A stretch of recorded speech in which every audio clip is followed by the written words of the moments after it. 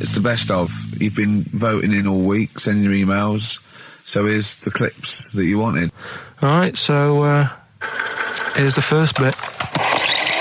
Yeah. Some doctor or something who was into, like, the way bodies work. They got their head cut off. Who did? The doctor? Yeah, he was doing a bit of an experiment. And he cut his own head off? Yeah. Okay. And it was about, he said, when my head's in the basket, I'm going to blink my eyes. Right. Okay, sorry, hang on, let him finish. And, so the doctor has chopped his own head off, and he's told everyone, I'm going to blink my eyes. He's in the basket, and he goes like, right, I'm going to blink my eyes about, as many times as I can. So quick, count them. And they count, and he got to like 15 before he died. Now this is how Karl told me that. Till Nick Frost explained that, Karl told me, he said, right, well, a bloke, right, he had his head cut off, and when his head was in the basket, he went, count how many times I can blink. And I went, well, that's rubbish. He went, no. And Nick went, well, no, he actually said, when my head's in the basket. And Karl went, all right. I said, Karl, do you know the subtle difference? Do you see the subtle difference? I have to say, though, guys, I still don't really understand what went on there. You've both lost me. The story is that a bloke who'd been found doing... you mean that Karl just explained it and that was a clear version? Because I still don't know what you're talking about, Karl. Well, this bloke had his head cut off at experiments against God. He was a doctor in the, in olden times. Yeah. And when they cut his head off... Why did they cut his head off? Because it was... he was executed. Crimes against... Exactly, he was executed, yeah. And he said to his assistant, when my head's in the basket, I'm going to blink, count how many times I blink and write it down as an experiment, right? Karl told it to me, like his head was cut off and he went in the basket, and when his head was in the basket, he looked up and said, count how many times I blink. Yeah. I love that. I love the difference in that story. Yeah. Both rubbish, but, one's possible and one isn't. You believe anything that you're told, except when we tell you the truth. What?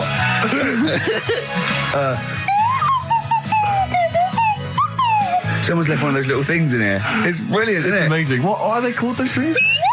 I imagine just there. I was thinking of being in the front row at a Morrissey concert and going, can I just play along? They are brilliant. I don't know what kind of sound that is. I don't know. It's only used for when Kenneth Williams sees someone undressing. Yeah. That's the only time that is used, that noise. Exactly. That is brilliant. But it's like it was specially created for the Carry On films. Yeah, we need... I don't know what it is, but we need something when I walk in and see someone changing. Well, what about this? There is a light that never goes out by the Smiths. I phoned Karl up in the week, yeah, and I said, what are you doing? He went, well, even though it's one of my days off, I'm just doing some research on the web. Found anything that said, yeah, I'm doing science. And then he said, you can get wigs for dogs in Tokyo. That's his scientific fact. And I went, what do you mean? Dogs, if they need a wig? I said, if they need a wig, what? Dogs going bald? And he went, like, this is fine to him. He went, it's a stressful city, Tokyo. The world's all right with Karl. He's always got an explanation. I've only ever seen him confused once. When in Edinburgh, he looked out of his window one day and he saw a bloke putting a parking ticket on some rubbish. Yeah. And that genuinely confused him. Yeah. He couldn't work out, could you? It's a bit weird, isn't it? And the woman breastfeeding her 8-year-old child, you didn't like, did you? I don't like that. But the what's the name? Animals with wigs. I kind of thought, after I put the phone down to you, I kind of thought about it, thought, yeah, it's a bit daft, that. Are you sure he's not the ageing pop group? No. The Animals? But when you think, have you ever seen, like, a bald pet? No. It's weird. What do you mean? Because my mum, we had a cat, we used to get through loads of cats because we lived in a... Oh, God, it started early today, innit? What do you mean you got it's through only 10 past 1. What are you doing? Running a restaurant? We lived on... Oh, God, what do you mean? No, we lived on, like, a main road. Oh, yeah. Right? So we used to get through a lot of them. My dad kept saying, risk. Stop wasting money, it's not... Stop wasting money, not wasting cats. Right, so, anyway, we had this cat that was ill all the time. And... He was just bag of nerves, probably. Yeah, malingerer. Yeah, I'm terrified. I'm going to which house? Rome. Oh, God, bloody hell. Rome. Don't let me go to the Pilkingtons. And he, for some reason, it kept being sick all the time. Right? Yeah, that is nerves. That's definitely nerves. So my mum kind of thought, I've had enough of this, and she shaved it. Whoa. Whoa. Now, I know you're not vets in your family, but what correlation did your mum think there was between you being sick and shaving it? Because it kept being sick and it was a pain to wash because it kept getting So caught she up. wanted a dry wipe cat. So Why didn't you just varnish it? What? it's weird. It's weird. though. So now he's cold and sick. No, but not all of it. She left sort of the back half, but sort of from its waist, sort of. I love that. Shave it because it's sick on itself. And That is it was the genius. weirdest looking thing. I mean, normally I like cats. I'm always like giving yours a stroke on the head and that. Yeah. But as soon as she did that, it was like, oh, Yeah. can't touch it. And then So now it's sick, cold, and hated. Yeah. Carl. It must have, I mean, the other cats must have been taking the mick out of it constantly. It's just making things worse. Did it get, I'm hoping that it got run over and was put out of its misery. no, I think it got all right, that one. Or is that the? Yeah, it did get run over. It did. Oh, God. Oh dear. How many cats do you say you've got through? I'd say whilst I was living at home, I mean, it's still on the increase even though I'm not there. So whilst I was there, probably 5. God. Wow. Oh. Yeah. And were you upset each time or you just got used to it? It's one of them things, isn't it? Like I've said before, when you first see something, it's a bit of a shock. Do you know what I mean? It's like the Elephant Man or whatever. Yeah. First time you see him, it's that sort of, oh, look at that. Do you remember the first time you saw Steve? No, I'm not being funny. Do you remember the first? Yeah, but I've said this before. It's always, then you get used to how people look and you don't... No. I'm going to burst. You have to play a record. No, but... Because I just see Steve's face. No, but I've got used to it. Shut up. Wait, what were you thinking during the quiz then when the questions were coming out? What were you thinking of?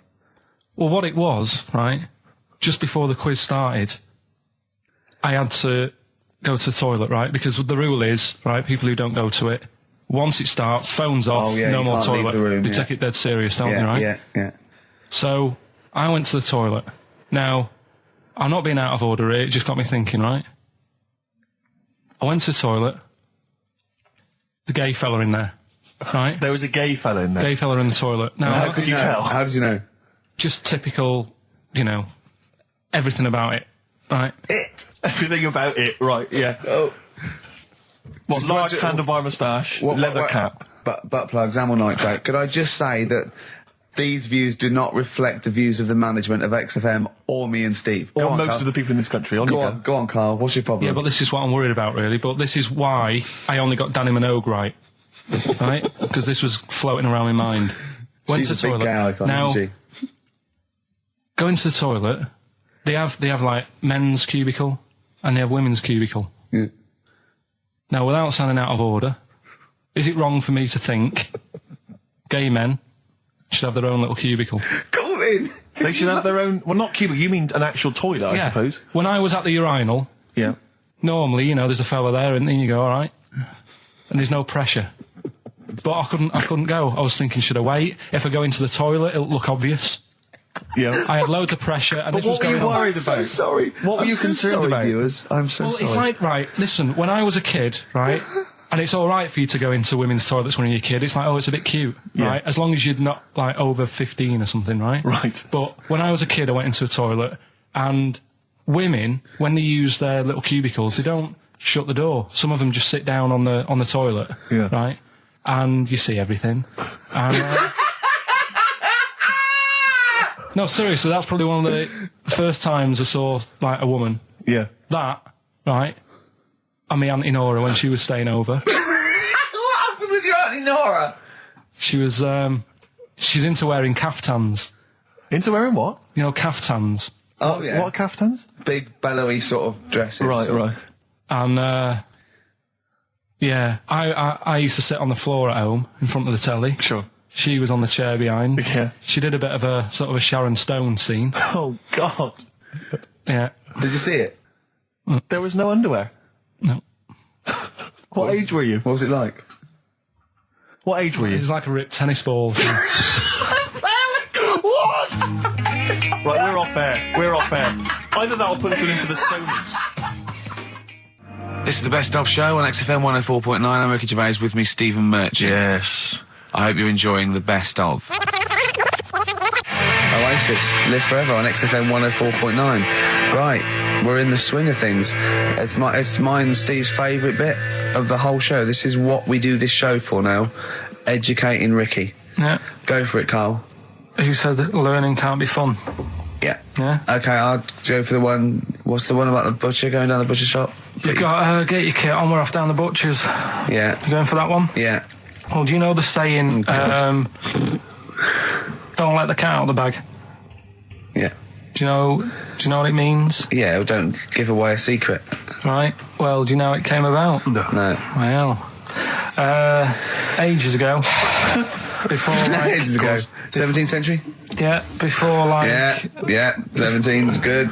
Yeah. Before, like, you know, proper butchers and Dewhursts and supermarkets and that, you used to get these blokes who sold meat. Right. Butchers they were called then, I think. Yeah, but the difference was they didn't stay in the same place, they moved about. Right, so they'd turn up on a street corner, right, and he'd have like loads of carrier bags of like carrier bags. Yeah, with meat in and that, and people would plastic be like, carrier bags. Yeah, with whatever. mobile butcher on them. Yeah. Right, so and an email address. Yeah, go on. People went, right, yeah, I need some meat. Right, so they'd go up to this bloke and say, what have you got? And he'd say, well, I've got a you know, you can have a bag full of pig, or you can have whatever, a bag full of chicken, whatever. Yeah. And they'd go, yeah, how much? They go, you know, call it a fiver, whatever. Yeah. And they'd buy them, and to make more money, they didn't always fill the bag with what they said was in it. Oh, I thought that might be the case. Right. Yeah. So what did they they used ever to do? put cats in there? Yeah. But I don't see what. Okay, so sometimes they would put a cat in the bag They'd put and a cat pretend in it the was bag. chicken or whatever else. Yeah. So But why was a cat any cheaper than a chicken? Because cats are wandering around the streets, aren't they? Chickens aren't. So they'd get a chicken. They put a chicken on the top so that when they look in it, they'd go, yeah, that's all right. Got a bag full of chicken. They'd get home to make the dinner, and they'd be like, what are we having tonight? And they'd go, well, you'll never guess. And they'd have like, you know, well, you can have a chicken leg, and you know, But it would be a cat. Yeah. They'd have to defrost a pizza. Yeah. Ugh. Did they mind that they were eating cat then? In those days? He didn't say. He just was saying about the saying, don't let the cat out of the bag. It's like, you know, if they see that, they're going to go mad. I'm mildly disappointed with this story. It's all right if it's true, but you know, there's something about it. It's just. I want to know more. He always leaves it. Is it Karl doesn't quench your thirst for knowledge? He creates more. I don't know if that's a good thing or not. Well, yeah, he's like the pot noodle of information. Yeah, do you know? He never. I want to go. I'm not nourished by it. It's like if for every fact he tells me, there's 10 others that spring up that I have to get clear. Well, so it was the people that were doing this. It was the dodgy butchers that coined this phrase. Were they saying to each other, don't let the cat out the bag? I.e., what I mean by that, Jack, is don't let them see the cat. Yeah. What we've stuffed in there. Yeah. Dodgy butcher, that's another phrase, isn't it? Yeah. So that's the first one. Is that a euphemism or is that dodgy butcher? As his meat delivered round the back. Sure. So that's that one. So let's get your kit on. What does that mean? It's a euphemism for homosexuality. Okay. And meat, presumably, in that means different things. It doesn't. It's a word that is also a male would bird. it mean chicken or cat necessarily in that context? Or well, I suppose it could. Yeah. Yeah. Do you know what a fable is? Got a Karl? rough idea. Okay, it's a thing that uses sort of metaphor, analogy, just to explain sort of morals. I mean, they're very old for a start, and it's all. I'll give you an example of one. A quick one. Oh, the one about the dog with two bones. He goes to a dog's got a bone. He sees a reflection in the lake, and he thinks, "Oh, that dog's got a nice bone. I'll have that." And as he goes to get that one in the reflection, he drops the one he's got, and that's one about, you know. I think I was told one when I was younger. Go on. I think it was one. This young lad, he's got a dog, right, and he's about 8 years old.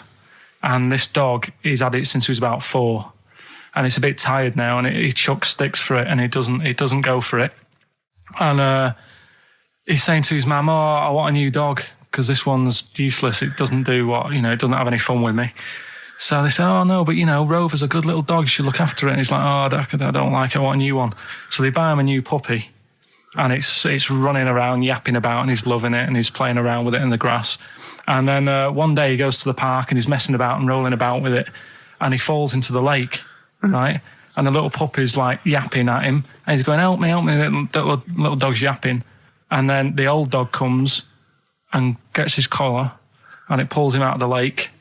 And he goes, oh, God, why did I forget about you? You're the better dog.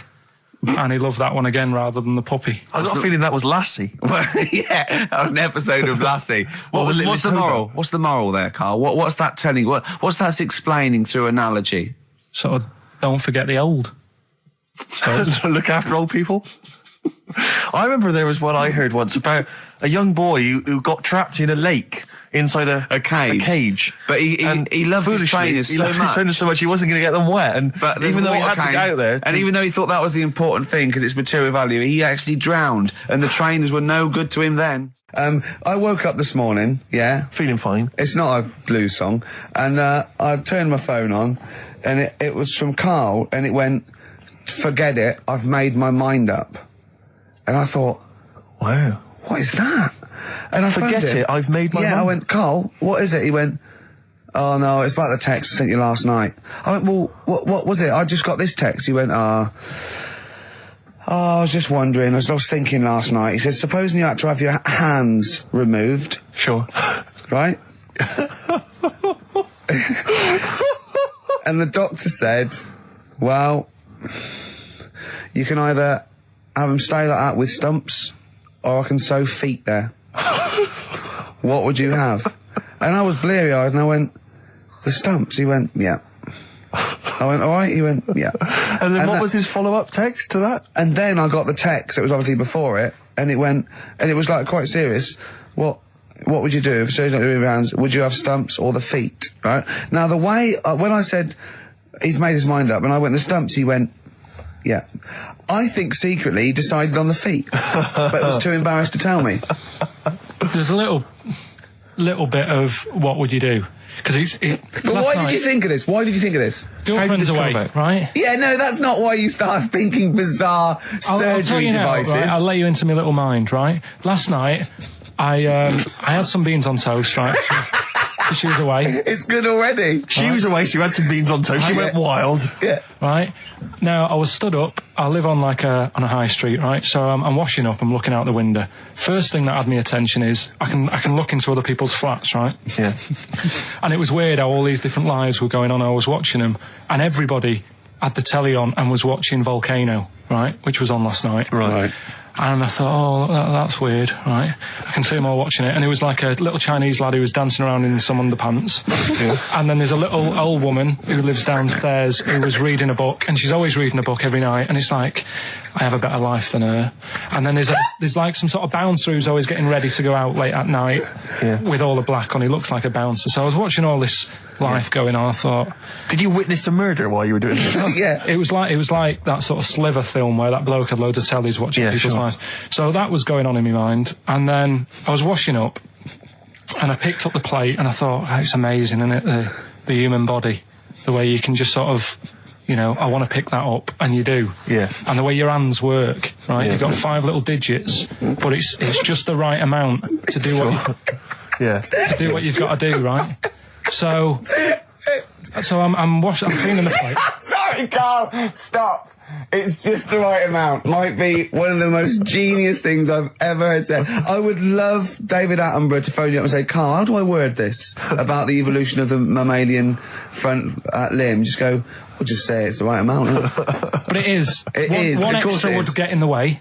Yeah. And one less would just make it that little bit more tricky when picking up a bit of a slippery dish. Sure, or buying gloves. Yeah. A slippery dish. And then the other thing is, the one that I was reading, the world record with the fellow who's pulling a train with his teeth. Does that make any difference that he's done it with his teeth? What do you mean? Well, what difference does it make? Well, isn't it? It's quite hard to pull a train with your teeth, I imagine. Well, it's pretty hard to pull a train. all I'm saying is it because he couldn't beat the fella who's pulling it with his hands? Well, so you tweak this it a is bit? my point. I think there was one bloke with the record for the running backwards 100 metres was sort of like 11 and a half seconds. And I was thinking, turn around, you'd probably have a really good go at that. Do you know what I mean? Yeah. It's sort of like doing a marathon with a milk bottle on your head. Take the milk bottle off and see how fast you can go, you twat. But you can just tweak it, like the fella who has done the pegs on the face, right? Yeah. His name's Gary Stretch Turner, right? Right. So you're sort of cheating already if he's got a stretchy head, right? but You are, right, you are one of the most stupid humans I've ever met. well, get me in the book. Yeah. Right? Well, listen. So Gary Stretch Turner, right? His record is 153 pegs. Yeah. He did it again, and he only got 150 on. So he hasn't broke his own record. Right. But what I'm saying is, if he tweaked it a bit more, would that make a new record? What? Well, if he said, I've got 150 pegs on, but at the same time as eating a burger. I see what you mean, yeah. He'd be the world record breaker for pegs and eating burgers at the same time. Yeah, just change it a bit. If you know you're not going to make it, just do something else. I'm assuming the rules are set at the beginning, Karl. That's it. That's where they say, right, you're just going to do the pegs thing. You're not going to introduce burgers halfway through, are you? Definitely not. And then they have a go. I was on one leg, not interested. How many pegs? 150. Can I just ask very briefly, I was quite interested by the family had to move because they lived on Butthole Road. Yeah, I quite like that one. Now, I don't know if I've told you before, Rick, where I used to live. I'm not going to tell you the name of the street that I used to live on, not on air, because my parents still live there and I don't want, But I'm going to write it for you now.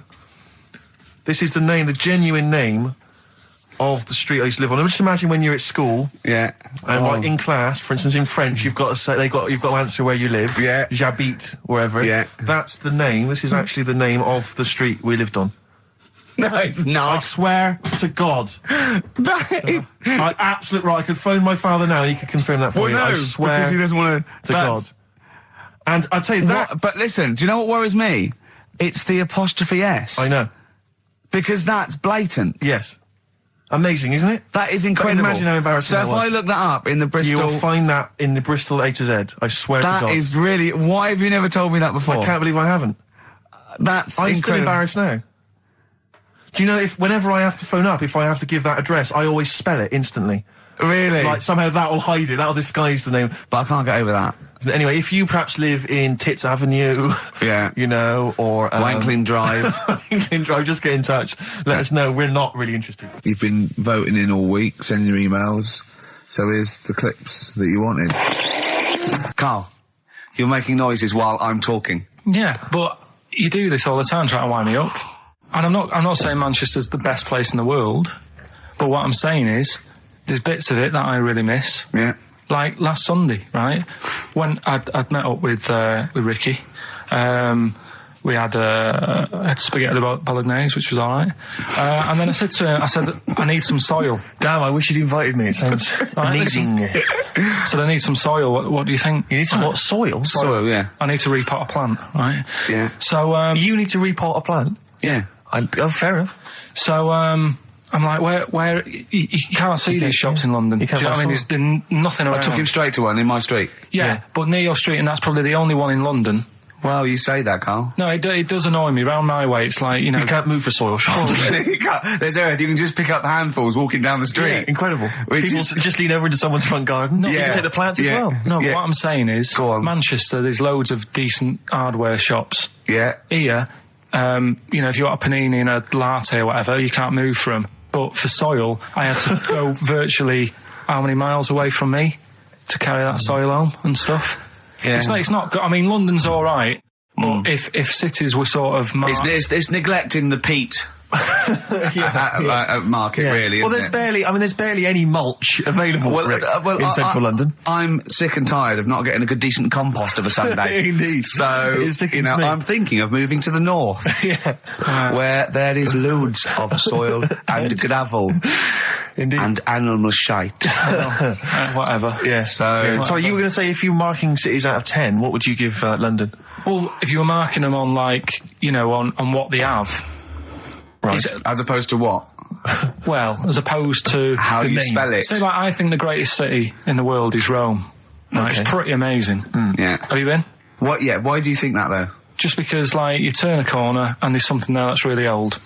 Right? Like, you're going down a normal street. Go and stay in a Derby and Joan club. Yeah. No, but it's like you're going down the road and then you turn a corner and like the Colosseum's in the middle of a busy road. It's like, what's that doing there? Yeah. Yeah. And just when you think there's no more, you turn another corner. It's almost as if that was there first. Yeah. Well, yeah. Yeah. But do you know what I mean? London, Yeah. what have we got? You know, Trafalgar Square is world known. And you go there, what's there? Yeah. Do you know what I mean? So there's a lot of space there. Get one big B&Q. In Trafalgar Square. To cater for the whole of people who live sort of central Londonish. Yeah. And then I'd be happy, but what I'm saying What with is... Nelson just popping up through the middle? Because you can still see it, couldn't you? Yeah. Yeah. It's a great idea. B&Q, so B&Q could be like the whole sort of flat thing and make it sort of grey so it looked like rock, and then Nelson popping Make it up. classy is what you're saying. Yeah. Stone clad it. Yeah. So it looks like you've made an effort. Exactly. And then you can pop in, and then you can go out and go, oh look, Nelson's column. Oh look at that, isn't Nelson? Oh look at that, the victory, defeat. That's fantastic. One of the greatest living. Yeah. I need some nails. Yeah. Perfect. Killing two birds with one stone, you're saying? But why isn't there more than them shops? Because when I went into yours, every time I've been in there twice now. The first time was to get a shower head, right? Right. And I went in there, couldn't resist buying something else. I ended up getting some super glue as well. Blimey. Hey, big spender. And then last Sunday we went in there, got 2 bags of soil, not one, I bought 2, Yeah. and I bought some scissors to cut plants with. Secateurs. Well, you don't. Scissors. You never know when you want. You know, you might need more soil, I suppose. Well, I've got You've 2. stopped out now. Where'd you keep it under your bed? Sorry, this isn't going out, is it, this conversation? It's not going out on air. I got a feeling it might be. You're joking. We better play a record. Okay. Play a classic. Right, we've got who's that on the line? It's Rob. Rob, and are you a doctor? I'm a final year medical student. I'll be a doctor in 2 months, touch wood. That's close enough, isn't it? Yeah. Excellent. So, where do you study? Do you want to give more details, or do you want to remain anonymous as you're calling in to I study at Barts Hospital. All right, great. So, why do GPs sometimes put their finger up a man's anus? To see what's there. You know, if you've got hemorrhoids, if you've got an enlarged prostate, you know, it's either that or they stick up a big tube and have a look up with a light. What? And it's easier to do that. Now, are you dumbing this down for us, or are you going to fail your medical exams by saying stick up a big tube with a light? I'm dumbing it down. Okay, come on then. We're all intelligent people here, and Karl. So you tell us what's that called? It's called a sigmoidoscope. Right. Nice. That was a clever test, wasn't it, Rick? I think he's a real doctor. Yeah. 12-inch long tube they can put up there. So, Karl, would you prefer that or a finger? Well, so do they sort of do the finger first, and then, I mean, at what point do they say, hang on, we need a light here? I mean... It's normally if there's something wrong. But, so if I go then, say if I go to this well-known clinic, right, and they go, yeah, the art's good and that, yeah, finger, there you go, and then they go, hang on, I'm going to go and get me light and tube. I could start worrying then because they've sort of found something. And they're not likely to go straight in with the tube. They'll probably send you off some tests first. But Karl, there's nothing. But Right. you go to these places to put your mind at rest and to know where you are with your health. I mean, it's not that you go along. That's what most people worry about. They think that because I'll go along and they'll find something. Well, one, that's illogical. It doesn't heighten the fact they'll find something because you go along. And two, if they do find something, it's a good job you went along. I mean, I'm a hypocrite because I don't go to the doctor, but I've had that Karl, done. you should be concerned if when they shine the little light in your ear, it comes out the other side of your ear. No, the other ear but comes right out the other side. That's when you should be worried. But Rob, right, you said then, if they find something, they send me off for some tests. Why can't I just have the test without that and cut out the middleman? Do you know what I mean? Because you're wasting lots of money. There's hundreds of tests they could do, and they could do every test, and they could all come back with nothing, or they could do the finger up there and send you for the 3 tests you need to find out what's wrong with you. But in this day and age, with all the technology and that, and like brainy doctors and all that, the only way to find out is sticking a finger up there. What are you worried about, Karl? Is it fundamentally that this doctor who's has done 6 years medical training. Yeah, Is it embarrassing to have a man's finger up your ass? I just don't understand how you can get round to that without... But what don't you like? Is it fundamentally you don't like anything up your ass, or is it the fact that it's a man's finger up there? I don't like going to the doctors. It makes me nervous, because I think if anyone searches you long enough, they're going to find a fault with you, right? And especially if they're going that far into you. They're going to find something. And... Probably not. Well, you know, I just don't... I don't know how to get round to that sort of... that point where you get a... What do you talk to the doctor about? He's like, all right, nice day. Strap your trousers. He goes, he says, I'm gonna just, Most people just shut up and let you do it, and then breathe a sigh of relief when you say there's nothing there. Yeah. But is that at the end of the test, or is that the first thing he does? It's the last thing. So that trousers up out the door. Because he knows it ends conversation. He knows it's a bit of a faux pas. The doctor says, I better not kick off with the finger up the arse. What I do is I'll start on with the, the head, and then we'll then go, one final thing, Mr. Pilkington. So Rob... He drops his keys and he goes, pick them up. And as you bend over... Will you be doing this, Rob? Is this what you're, like, open to do? You do all these... I'll have to do it at some point. All doctors do it at some point, no matter what they specialise in. So the first one, is the another doctor there to sort of make sure you're doing it right? Not dentists. No, but do you know... aren't doctors anyway. But do you know what I mean? Like, normally it's like a co-pilot will have someone with them for the first one. So when you put your first finger in, yeah, will someone be there going, right, you just want to move to the left of it? I've already done it. Have you? Yeah. So that's the thing with a student, you're learning. So you get people teaching you. And you learn on... these things. Can I just point out, Rob, I think I'm right in assuming that you have a glove on. Yep. And there's lubrication. Yep. And it doesn't hurt. No. There you go. What are you worried about, Karl? Who's this person who everyone's testing on in your class? It's not one person. One person. There's like, when a patient comes in and they've got a problem, your boss, the consultant, he does his finger up, and if he finds something, he goes to the patient, is it alright if the student has a feel as well? Then the student puts on a glove, puts the sleeve on the glove, and sticks his finger up and sees what he comes out with. Rob, I wish you could see Karl's face. I mean, his face when you said, and he says, can this fella have a go as well? He looked horrified. That he thought it was a free-for-all, like there's a queue of people trying on gloves and going, let's have a go. That looks good up there. What have you found? No, I mean, how come you had to sort of... Is it not something you could test on yourself rather than waiting for other people to come in? Because then, you know... It's an awkward position to get to, really, isn't it? Well, but you can have a good rummage then without feeling too awkward, but to sort of have a go on your first patient when you don't really know what you're looking for anyway, do you know what I mean? Never really thought about it. Because you don't... If you've never done it before... You pop your finger in there, and you've got to sort of look. You've got to have an expression on your face, like you know what you're finding. Well, they can't see what you look. They can't see your face. There. You got the big boss consultant man going, now move your finger there, and you'll probably feel this. But he's just done it. He knows what's there. Well, what? Oh, so he's already had a go. He's had a feel, and he's going right. If you feel to the right, that's the conglomerate or whatever. The conglomerate, yeah. Its conglomerate is in perfect working order. I'm still... Thank you, Rob. Thank you. I'm sorry you had to go through this. Karl is probably the worst patient you'll ever encounter in your medical career. Good luck with your finals, and thanks very much. And do you know any female doctors who do this? Or? Thank you. XFM 104.9. Thank you. All right. This is Karl, the producer of Ricky Gervais and Stephen Merchant on XFM 104.9. We're playing out some of the best bits. Hope you're enjoying it. Here's another one. Can't concentrate now. Oh, he's all stressed because the lady from MTV's here. She's going to film his little face. So the things he said in the week, he was so worried. He's got worried about the spot on his head. That won't come out. Just you got your best side. It's on that side. That's all right. Yeah, the camera's out. Look, he's getting nervous now. Okay, Karl, ignore the camera. Okay, just ignore the camera. Okay. Now, me and Steve have done our research for you, and we've got two amazing things to tell you. What should I tell him first, about the baby or the... Well, they're both equally fascinating, so you choose. I'll tell you the crab thing first, right? Steve actually saw this thing in The Guardian of the Week about our research thing, and then we looked it up, we looked into it on Friday, and it is incredible. Right, listen to this.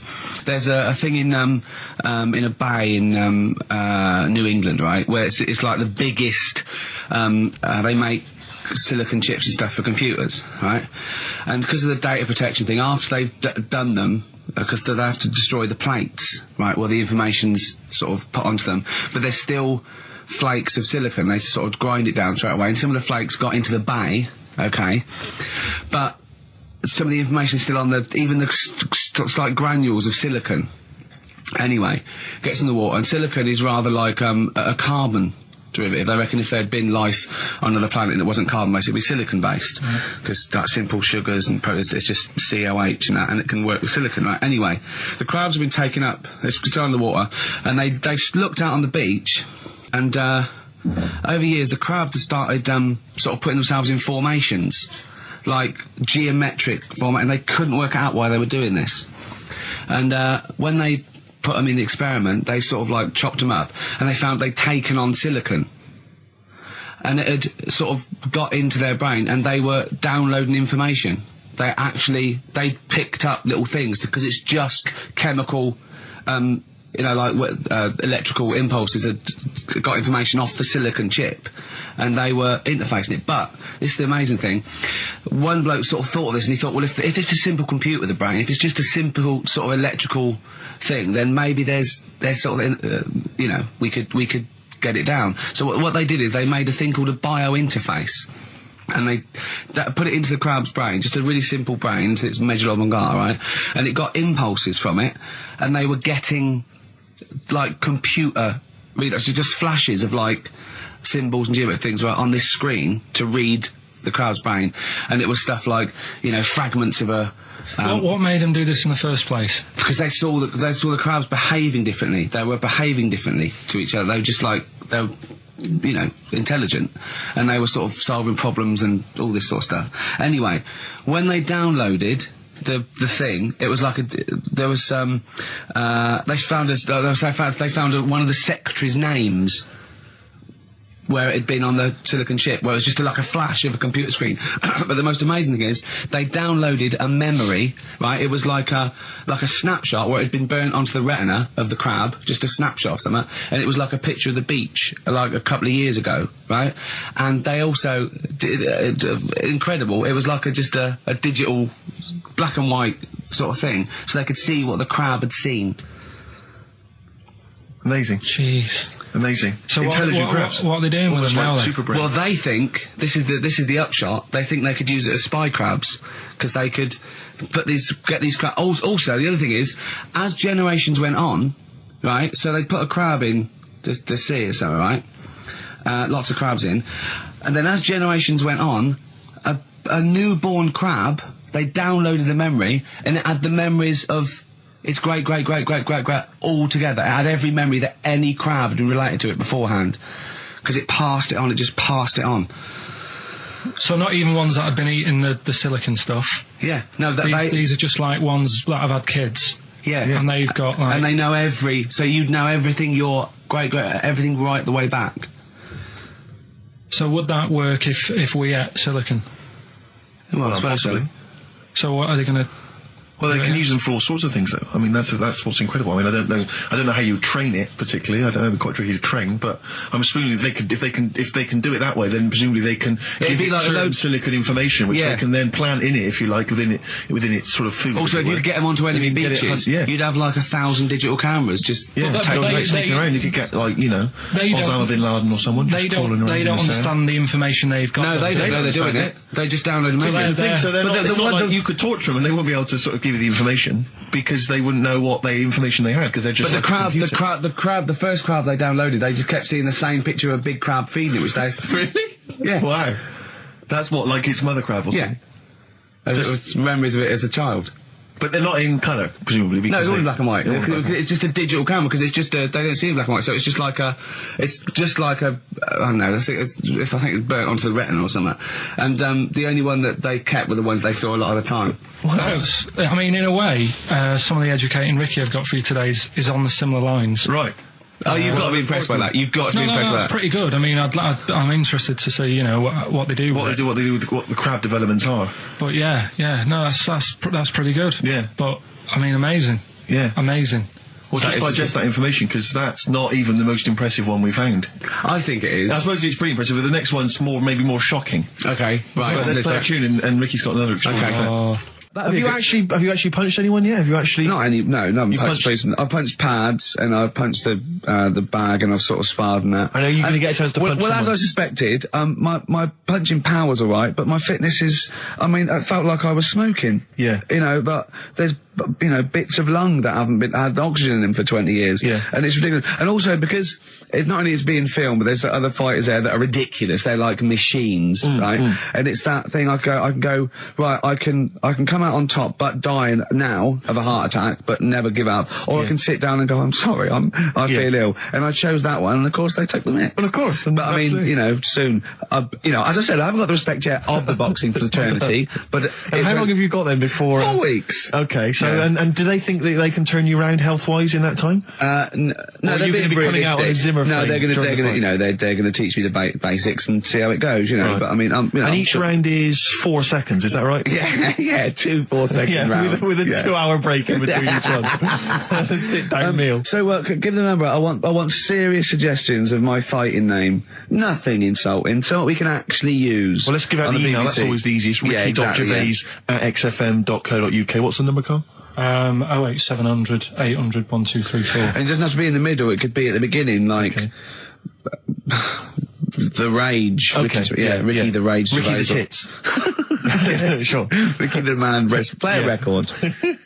Big it was a good day, Ice Cube talks to me about my life in the pub. Yeah. A couple of emails are already coming in, they're flooding in, Rick, inevitably, as boxing name suggestions for you.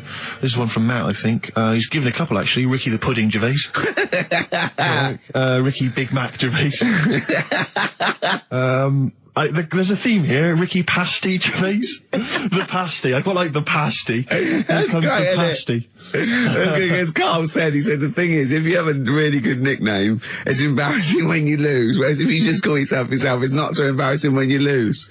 Karl, this is doing no good for my ego. Do you know what I mean? If you have, like, Killer Gervais. Yeah, and then you end up, like, vomiting, choking on your own vomit, upside down, hanging out the ring. What happens if you win? Do you have to do something? Whereas there goes the pasty being stretchered off in the first 2 minutes. Yeah. It's not such a problem. There he is, being lightly basted. And chucked down a mine. What do you mean, what do I have to do? Say if you beat Grant, say if that happened. Yeah. What happens next? What do you mean, what happens next? What? Do you think, this is a contention fight for the big one? But do they... Well, then we make Ricky 2. No, but, do you know if they're planning on making more money? Because it's for comic relief, isn't it? So what happens on the night? It's for a charity of our Comic choice. relief would make sense. Yeah. Well, whatever, right. Yeah, it was last time. I think that was last time. Is it sport relief? It's not sport relief. It was last time, but I think this is a programme where And how do you make money for charity from this? Do we pay to sort of, for how many punches to the head you're going to take? Or No, I just how long you're going to last? I assume the BBC donate money, or someone, or a sponsor or whatever, I don't know, just donate money. Because it's actually a programme. This is more about a programme with a charity angle.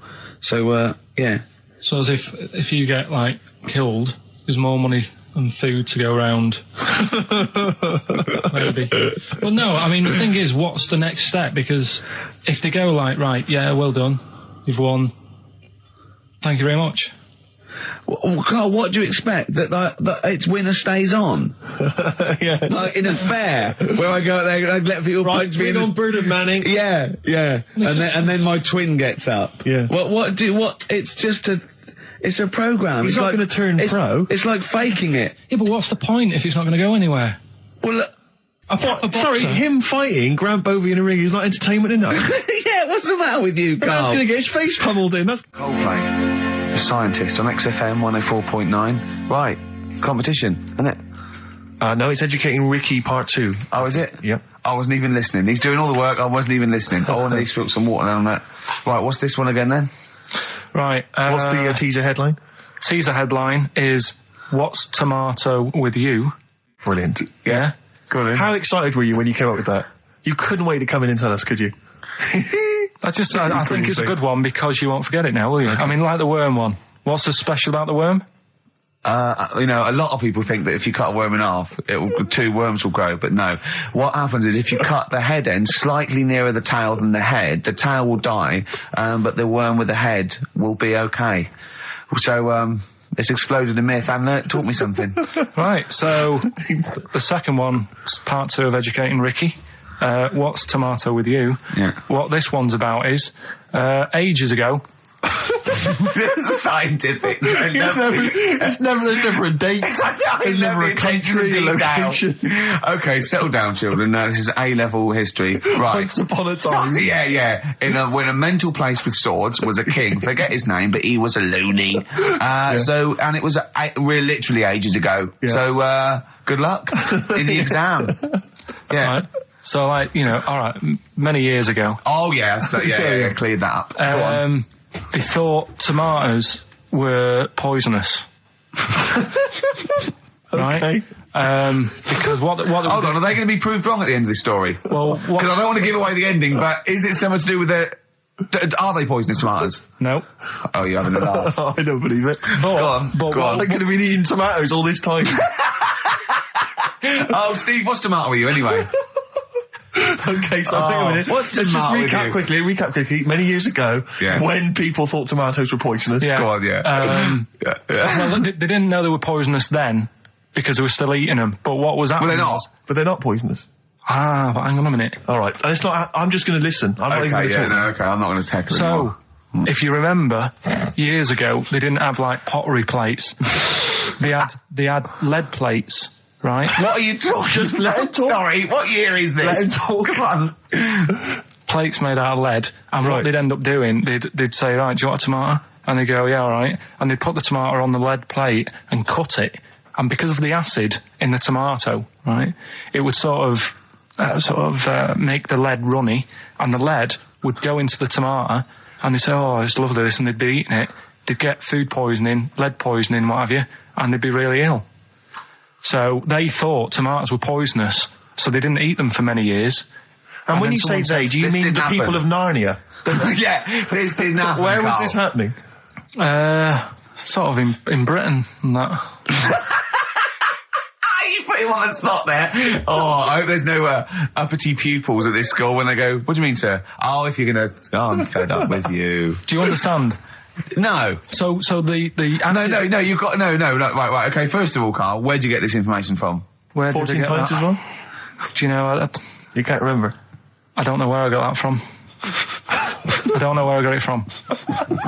But why don't you think that makes sense? But what? Someone once got lead poisoning from a tomato? Not just one, loads, and then all of a sudden...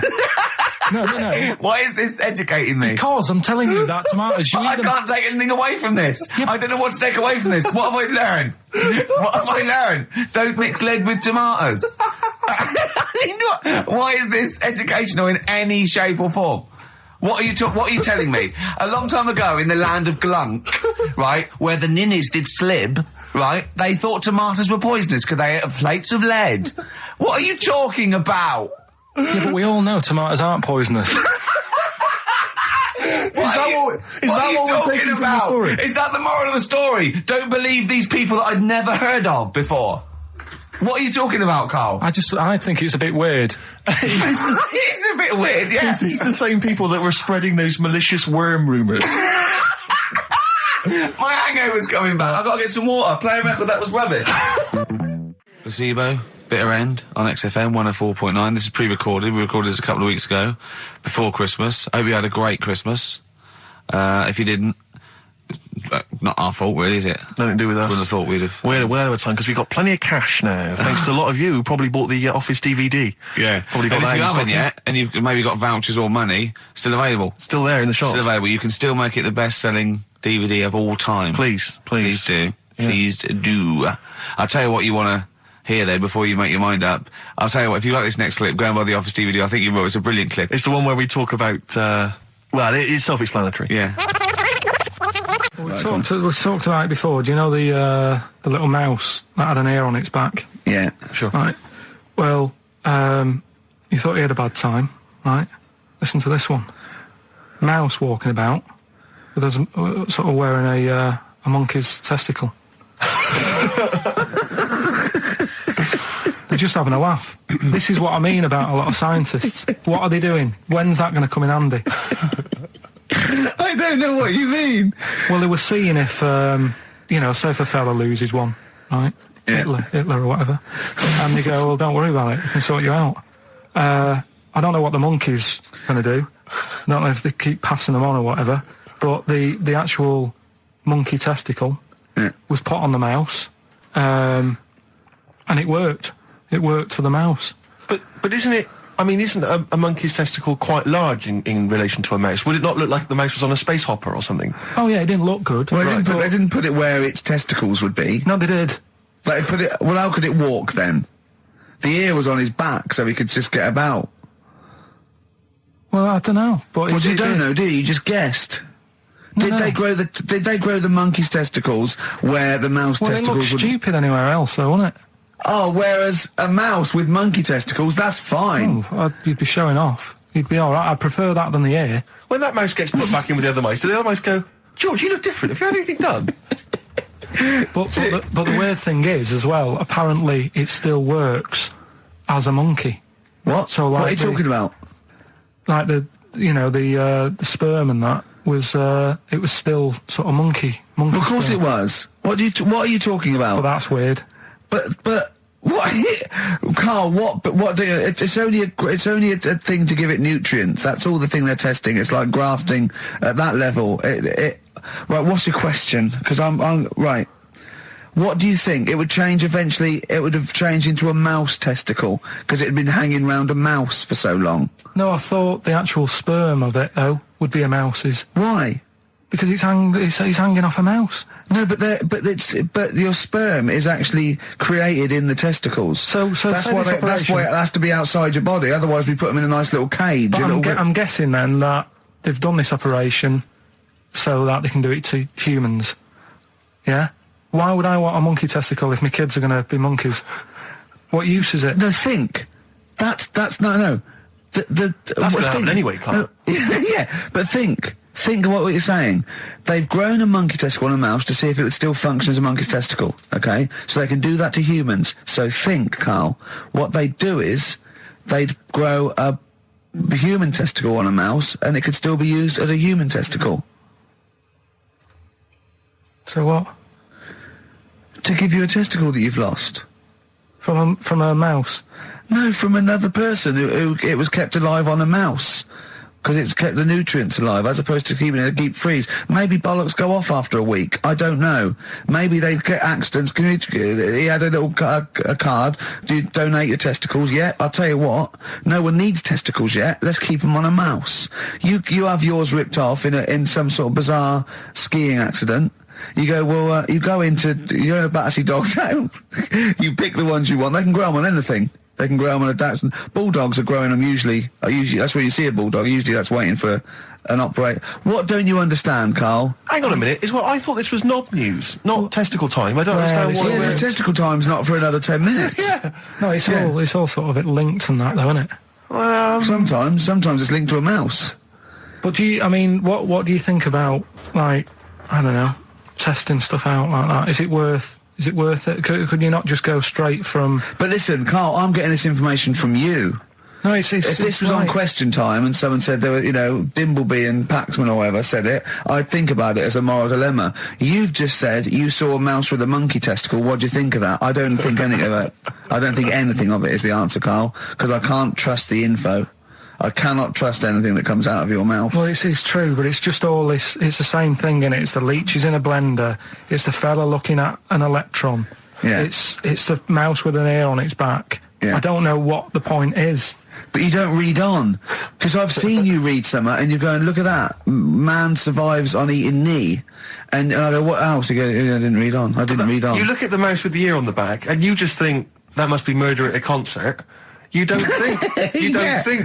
No, I just think, is it worth sort of wasting You think he swallowed someone's ear? He gnawed it away and swallowed it, and it's just in his system. Yeah. No, I just get a bit sad about the mice and that. I agree. I mean, that is sad, yeah. Of course, anything like that. Chris Campling did a review of the show. Right. And basically said that Karl Pilkington is a creation of Gervais and Merchant. Well, if only that were the case. He said he started off saying he liked the show. Yeah. He was excited. Said it was a good show. A lot of the jokes. I'm already questioning his critical faculties. Yeah, exactly. And basically said that we didn't contribute much, or seemingly didn't seem to contribute much, and we couldn't sort of like ad lib or anything. We just laughed at, particularly me, laughed at Karl Pilkington, who was coming up with some, quite funny stuff. Yeah. Right? But then he does a twist on it. He goes, but the thing is, we're the puppet masters. He's a created person. We've created the persona Karl Pilkington for our own amusement. Right. He bases this on simply that we talked about... What was it we talked about? The Chinese not aging well, and Right. he heard him talk about that on my DVD. But clearly I say, Karl, remember when you were talking about that? It's a news, or remember in the week, and so he thinks it's all scripted now. Imagine if this show was scripted. I'd be ashamed. Yeah. If this show was scripted, I would send back the BAFTAs for the actual shows we've written, and I would say... I'm having a go at Chris Campling. He's nice about our other work. He likes The Office, and he likes my stand-up and everything, and he likes the show, but he's saying... Because we're not spontaneous, we scripted this and invented Karl. So he's like, we've invented another Gareth. If we had created Karl, I would not have squandered a character that good on this poxy radio station. Absolutely. Also, does he know that we spend about 3 months on half an hour script? So how long does 2 hours of drivel? But the main thing is, as if this could be scripted, it's dreadful. It's shocking. Or maybe this is scripted. Hang on, you've lost me there. Let me just check the script. Maybe Chris Campling does not exist. Maybe I've made him up. I don't know what to believe. See, the name doesn't wash with me.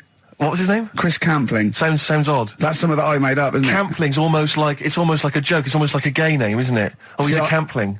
So I think this is scripted. Yeah. I think I've probably made this whole link up, and Karl is a creation.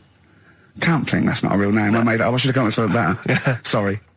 Down to the River by Bruce Springsteen on XFM 104.9. So, that little fella in the Times thought Karl was just a puppet. We created him. He's an actor. What's his actor's name? Brent Hogwell.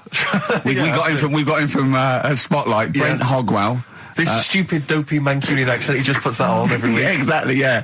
Yeah, he speaks rather like Hugh Grant. Yeah. And we just got this whole world around him. We set a whole... What do you think about that? He had his head shaved, especially. Exactly, yeah. So, would he think that, maybe if he's looked online and seen me head, and he's noticed how round it is and that, does he think it's sort of been...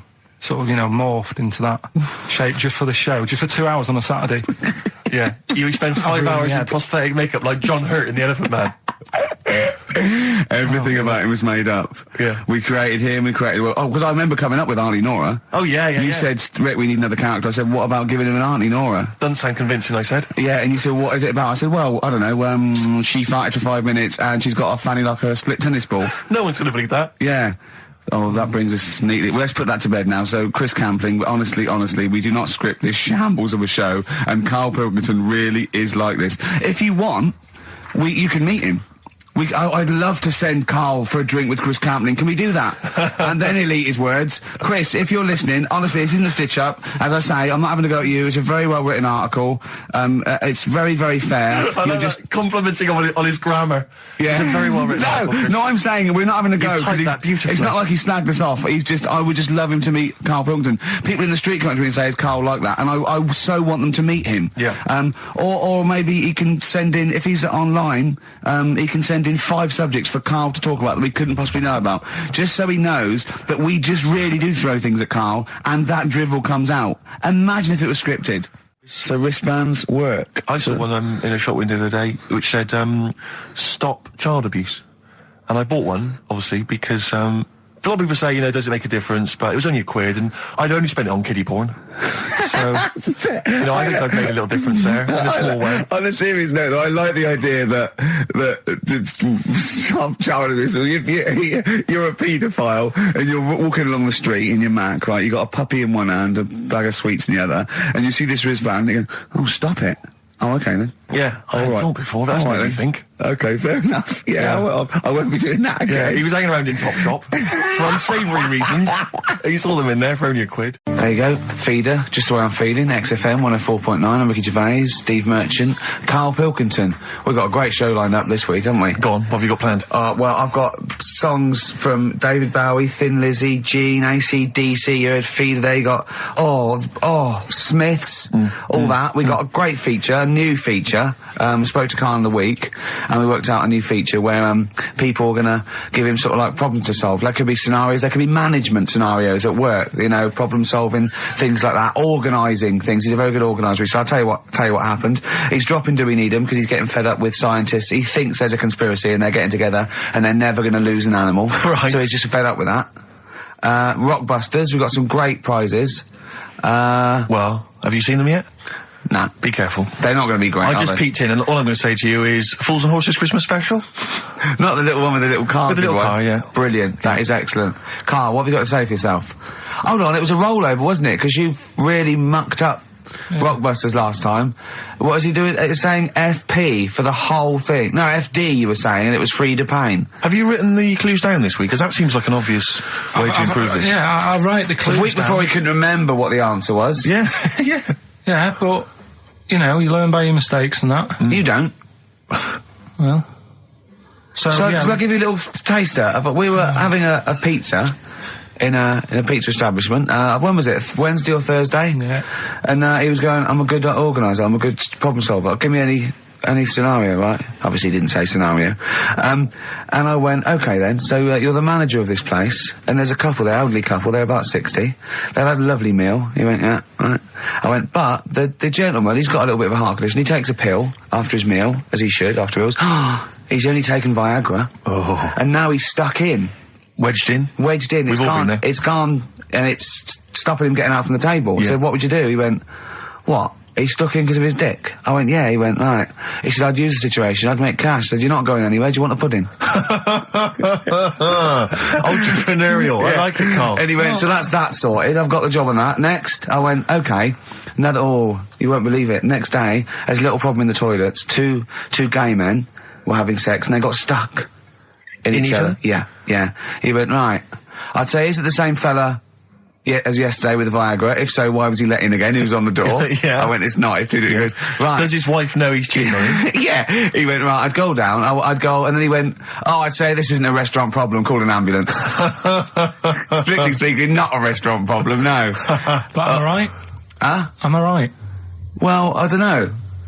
Would you give me the job if say, like, you were the boss of that restaurant and you... Do you know what I like about this? At no point did he say, Gervais, why are you being so mental? Yeah. Why would someone get stuck because they took Viagra by mistake and two people get stuck in each other? But you've heard the stories from his past. That is a perfectly legitimate situation to find yourself in. You grew up in his part of What would Manchester. you do if there was two fellas with big heads and webbed feet and they had a horse in a...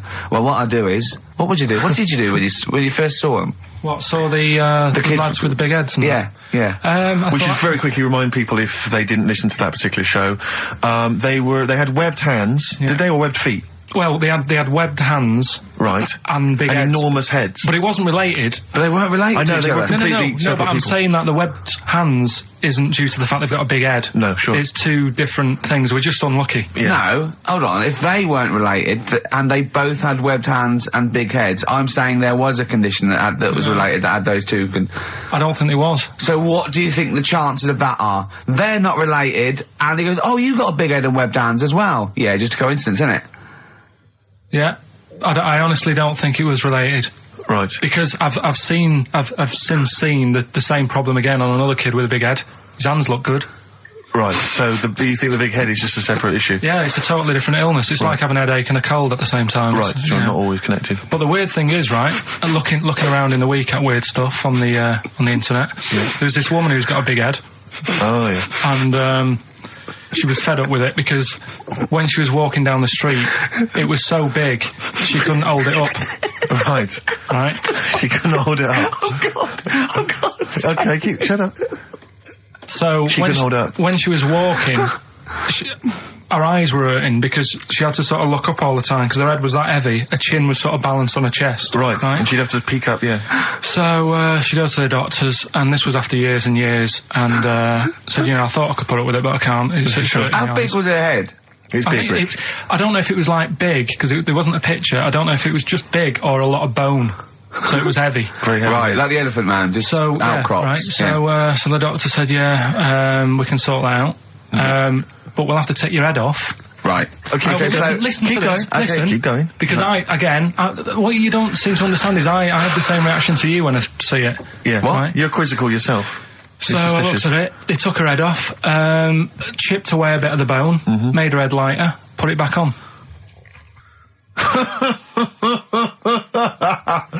Right, play the Smiths.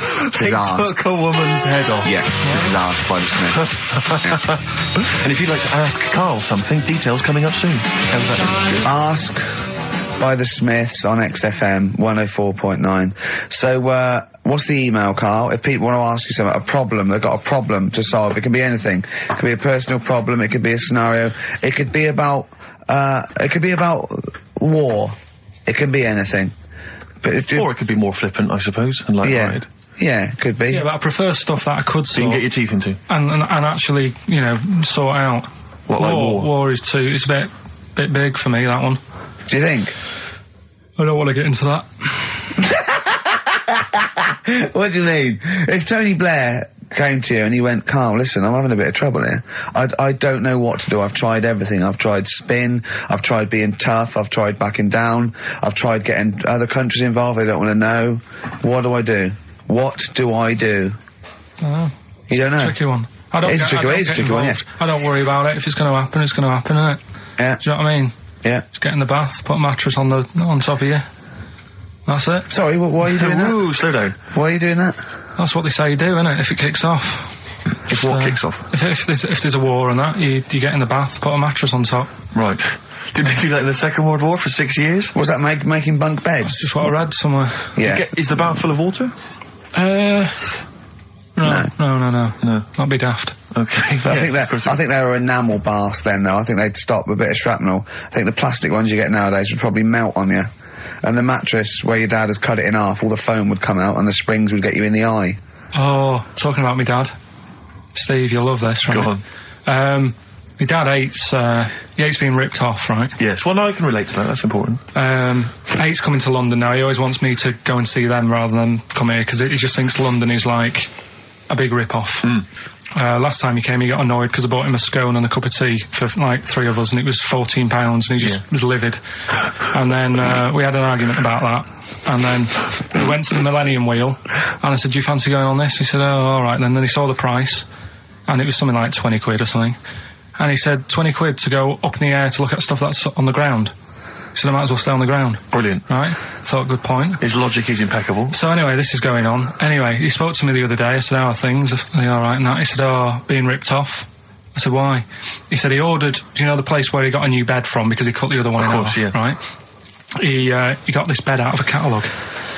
So he sorted out a payment on the phone. He said, look, you're ripping me off a bit here on the interest thing, but well, let's do a deal. We'll sort out a new monthly payment that's different to what it says in the catalogue.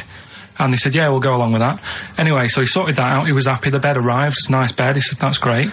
So anyway, he got the bill for it, and it was the original price. Oh, I thought that might be the case, yeah. Right? So he called up and said, I'm not happy with this. He said, we said a deal. And I'm like, oh, no, I don't know what you're talking about. He said, right, don't send me your catalogues anymore. He said, I'm not buying anything from you. You're a rip-off merchant. Right? So anyway, a few weeks go by. Post comes. Only another catalogue in the post. He's livid. Right? So he was well annoyed. Yeah. So he looked on the back, and it said on it, this catalogue will always be property of, the company that does it. So you can't throw it away. If we request to have it back, we've got the permission to get it back off you. Right? So he thought, right, well, they're out of order. I told them not to send me one, and they have done, and they're saying I can't chuck it away. So he called them up and said, all right, Mr. Pilkington here, bought a bed off you, you conned me, and that. Well, forget that. We've dealt with that. You've sent me a catalogue, I told you not to. It says on the back here that this will always be yours. Yeah? So, in a way, you're using my house as a warehouse.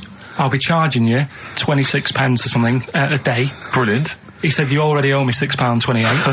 Something like that. Genius. And, sorted it out. So again, it's just... So hang on, but are they going along with this? I don't know what happened. He said they sounded annoyed and said they'd get back to him, and they haven't. But he said, I'm not bothered. They can take as long as they want because the money just keeps going up. Yeah. So, what sort of profit has he made so far? Well, when I spoke to him in the week, it was like £6 odd. Yeah. I think that was on Tuesday. So he's just leaving it. It's like an investment. Yeah. It's like an antique. He's it's just going up every day. So, well, keep us posted on that. That's dynamite. One day we need to speak to your father. Yeah, I think so. So many questions need to be asked of him. In fact, I might sit and give you a letter to take home. Yeah. Dear Mr. Pilkington, your son Karl. New single from Nick Cave, I think. I'm looking forward to it. Yeah. That's the forthcoming single from Nick Cave from his album Nocturama. That's called Bring It On. That's great. I must admit, I was a latecomer to Nick Cave. He's extraordinary, yeah. I mean, years into his solo stuff before, I decided that he was brilliant. Yeah, he's fantastic. He's fantastic. I had some exciting news this week, Karl. You'll be pleased to find out. I'm worried that you might get a little bit jealous because it's obviously going to impact on your world quite strongly. Because I know you think you'd like things to be quite samey. You like the status quo to be maintained. You like the fact that in the past, we've had some crosswords. Because I remember. What did you think of me when I first walked in? When I first came in on the first day of XFM? I don't know why you're making a big deal. I'm just being honest, though. I'm just being honest about a lot of people who see you for the first time sort of go, well, he's a bit weird. I love that, Steve, that you brought it up, and then you're again. But I'm sure that wasn't what he said before. No, did he say before? Yeah, well, he was a bit weird. Yeah, well, he looked at you, and I knew. I could see by the look on his face. You know when your kid and your kid's sort of scared of something, and they go, "Why is your kid?" He goes, "Oh, he doesn't like pigeons or spiders." Right. It was like that when I saw Karl, and I brought you in, and I went, "What do you think of that, Karl?" I could see the look on his face that he was disturbed. Sure. And then, as he said, you get used to it, don't you? Yeah, you get used to it. And you have changed a little bit. Your hair's a bit smarter now, and you got some nicer glasses and that, I think. Or I might have just got used to it. Whoa! Don't bring it up, Steve. Don't look at me like that. So you say that you think some other people in the office thought the same? Do you know that for sure? Karl. Did you discuss it? Karl. Yeah, I think they do, yeah. Okay, leave it there then. But not just in the office, as you walk through the building. It's worse than you ever thought. Well, no, it's not worse than I ever thought, because as you well know, Ricky Gervais, what did I do on Thursday morning? Oh, is this the thing, for those that perhaps are not of the female persuasion listening, there's a magazine. Apparently it sells quite well. It's one of the sort of female, issues magazines. I think it's called Company Magazine. It's like your sort of, I guess it's a bit like your Moore or your Vanity Fair or whatever. Anyway, they run every year the 50 most eligible bachelors in Great Britain section. Ding dong, hello. Who's in there this year? In the top 50 of the entire country. And then they vote, and they put them in order and see who's the most eligible bachelor. But that's 50 people, right? It always annoys me slightly because bachelor, it kind of seems like a more sophisticated word for loser. Yeah, no. Which always sort of unnerves me and also slightly. they try and do a different 50 every year, so they're getting pretty desperate to get different ones. Because also a lot of people who are sort of like successful, are married, so there's very little to... There's a huge... I don't know if this is international. It could even be international. I'm not sure, actually. So I could be up there with the likes of Justin Timberlake, etc. So, Fred Durst... Yeah. That sort of person, So anyway, this is what's exciting, right? Although I'm slightly frustrated because they were telling me that last year... Alright, because what happens is the readers of the magazine, they vote for who they think is number one most eligible bachelor, right? Last year, the prize was a 2-week trip in the Bahamas, okay? This year, I'm rather annoyed, because all I'm gonna win is a moped. That's the prize this year. That's the prize this year, a moped. Backtrack. What? Sorry? Last year was a 2-week trip to Bahamas, and this year just a moped. All I'm gonna get is a moped. All you're gonna win is a moped. Yeah, you got no chance. You've got no chance. Who else is in it? Well, I mean, I don't know lots of them are people you'd never heard of. I know Duncan from Blue. Ding. In this. So you're second to him at least already. I imagine you're going to come behind the other 49. Because there'll be people voting for me. They get to vote for me. Yeah, Steve. They'll see my photo and then they can vote for me. Yeah, according to Heat, I was 22nd most sexy man in the world. I better take that helmet back. I would. AC/DC. Brilliant. You shook me all night long on XFM 104.9. Well, this show is a rocking. It is. Ricky Gervais, Steve Merchant, Karl Pilkington. I came up with a new strand for Karl as well. He's always got, we've done, I don't think there's a week gone where we haven't mentioned an hairy kid. A hairy child, you're right. Yeah. and something related to a monkey and that. And I thought you could do a regular thing where he's got to come up with a story about an ape or a monkey, and it's called Chimpanzee That. Of course. I have got one, but I can't remember it at the moment, so I'll just have to It'll think come to you about whenever you join the show. Well, listen, while you're thinking like that, while you're stewing on that, here's a problem that someone's emailed in. We're taking emails today. If you've got a problem, a concern, or, you know, just a general query that you think Karl could answer for you. It could be about anything. It could be about some of the big kind of philosophical questions. It could be you know, something to do with war or famine, anything like that. Or it could just be a personal dilemma, you know, something that's happening locally. Anyway, this seems one that I think you and your father have probably come across this sort of dilemma in the past. And I'd be interested to know what your take is on it. Let me see, this is from Lee Matthews by the look of it. He says, he lives in a suburban area where the local teenagers also live on the same road, and they're running riot. They're smashing wing mirrors off the cars, they're crashing into parked cars on their skateboards, and they're just generally making mayhem, you know, night and day. What can he do to stop this going on? The parents of the kids don't seem to give a damn. Anyone who complains to them, they just say, oh, piss off. You know, the police are useless because they never catch them in the actual act of violence, which is what they got to do to apparently convict them. So they don't know who to turn to, really. It's rather like when a little old lady went and got the A-team, you know. You know, and he was dressed as an elderly Chinaman. Exactly. She knew who he was. Colonel Decker didn't have a clue. Yeah. You see, it's weird, because now it has got out of hand. Sure. Do you know what I mean? Like, years ago when I was growing up on the estate, yeah, you had problems, but not like you have now. Do you know what I mean? You know, summers were nice as well, weren't they? Well, it did seem that way, didn't it? Yeah.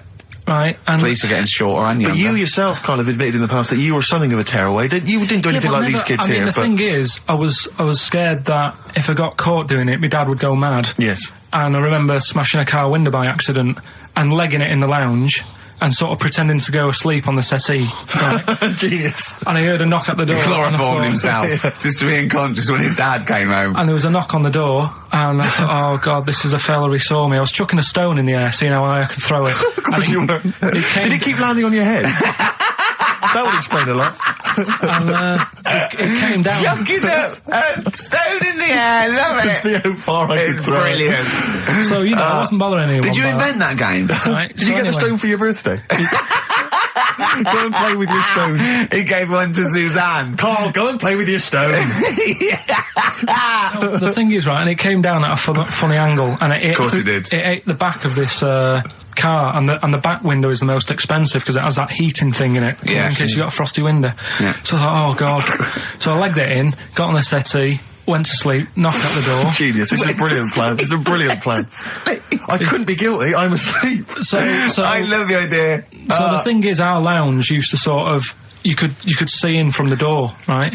So this family who saw me do it, saw me asleep on the settee, and my mum said, go and get the door. And I sort of went, oh, as if I'd been asleep. Yeah. And went to the door, like, rubbing my eyes.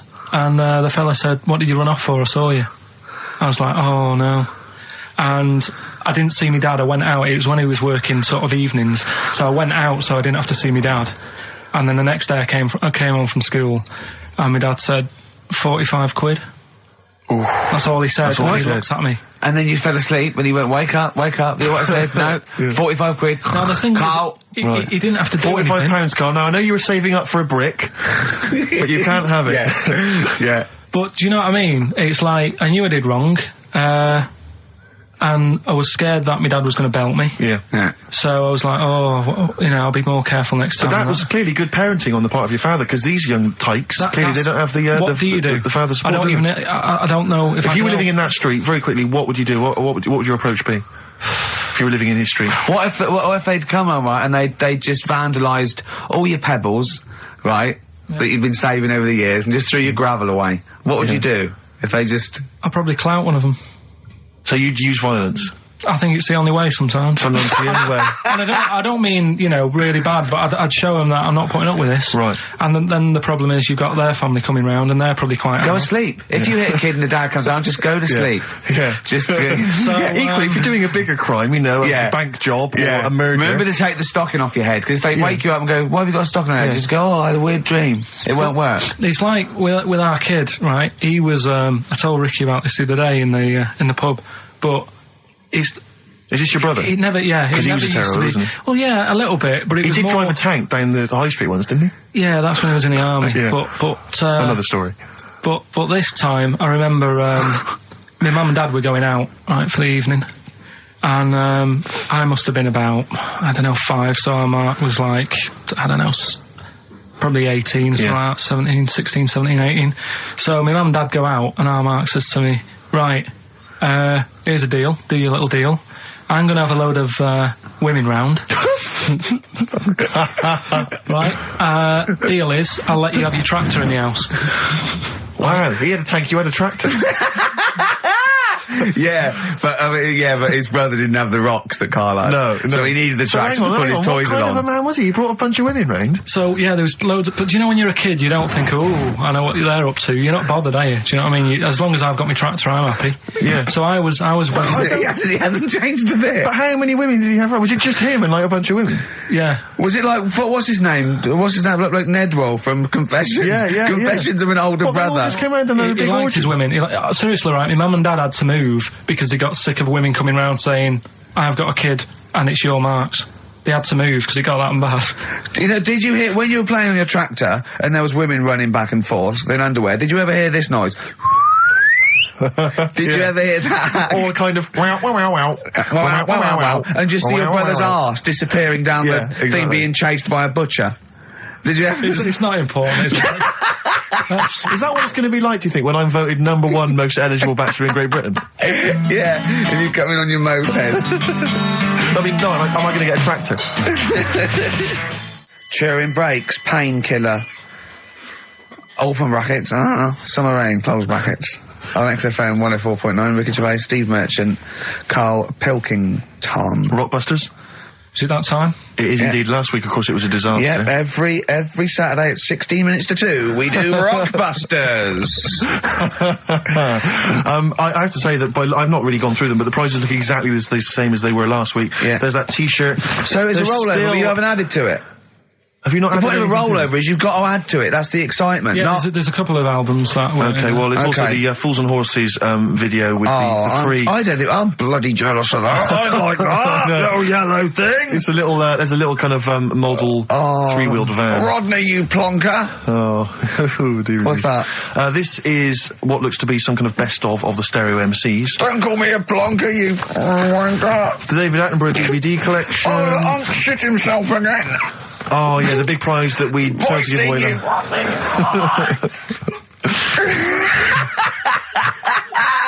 Best chill out.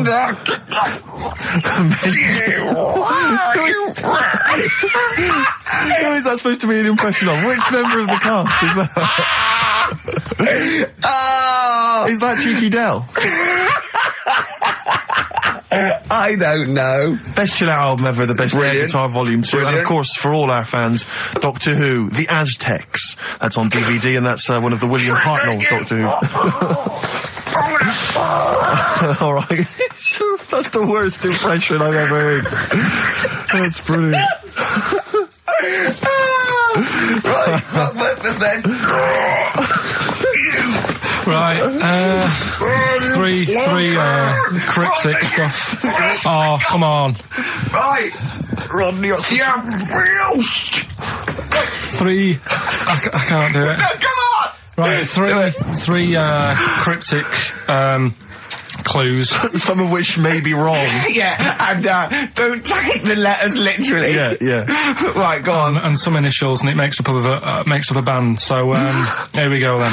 There's 3 of them. You email in ricky.gervais@xfm.co.uk. Yep. Right, here we go then. Sure. Number 1. The weather stinks, doesn't it? The weather stinks, doesn't it? Yeah. That's R. That's R. Right. The weather stinks, doesn't it? Yeah. Second one.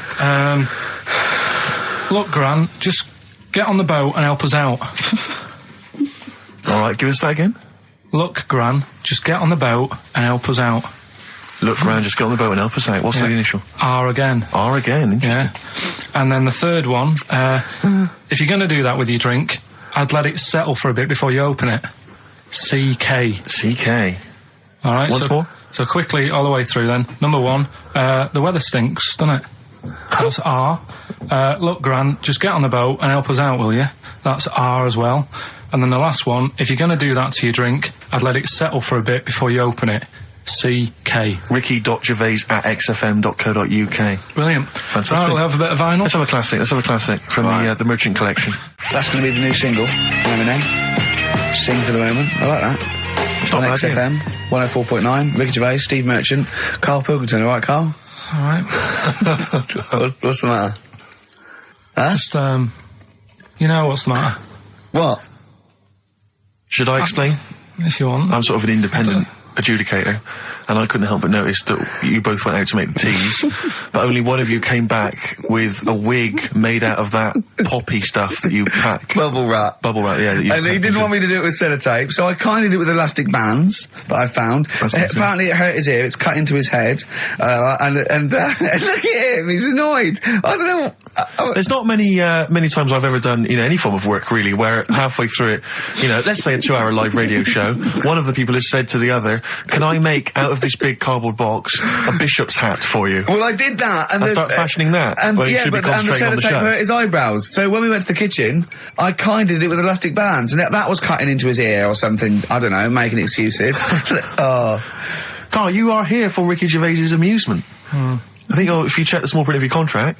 Have you got anything interesting about a monkey or an ape, so we can do chimpanzee that? I know something that a lot of other people will know, but I'll Well, let's do it then. What's it called again? Well, should we do a jingle? Well, do a little jingle for us then. Oh, chimpanzee that! Brilliant. That's great. Right. So I look forward to that every week. Yeah. And what's Go on, your who's the interesting interesting chimp fact? Right, it's about this monkey ages ago. Of course. Don't know where it happened. 17th century? I think it was a chimp. Right. Got caught having a fag.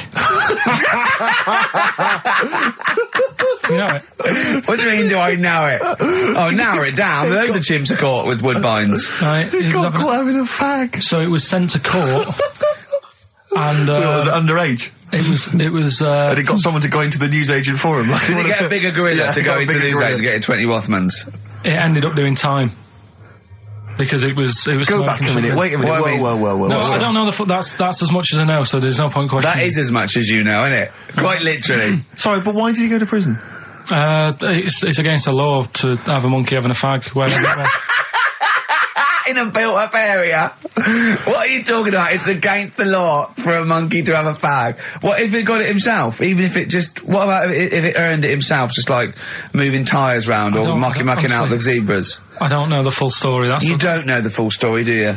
But do you think... You never do I you? presume it was a monkey from a zoo, right? Yeah. Do you think it'd be fed up, though? Because in a way, it's home from home, innit? When I read it, I didn't think it was that bad, because I just thought, well... they don't put monkeys in prison. They didn't put the monkey in a prison. They're overcrowded. They haven't got the space.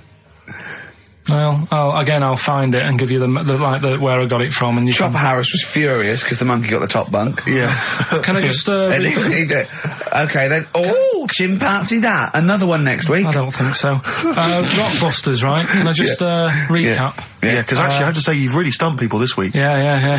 Well, either that or they just can't be bothered anymore. Well, oh, they're wrong again. No, right. I think the prizes are so pitiful they can't be asked. Let me just explain it again, just in case they don't understand it. It's a cryptic clue, right?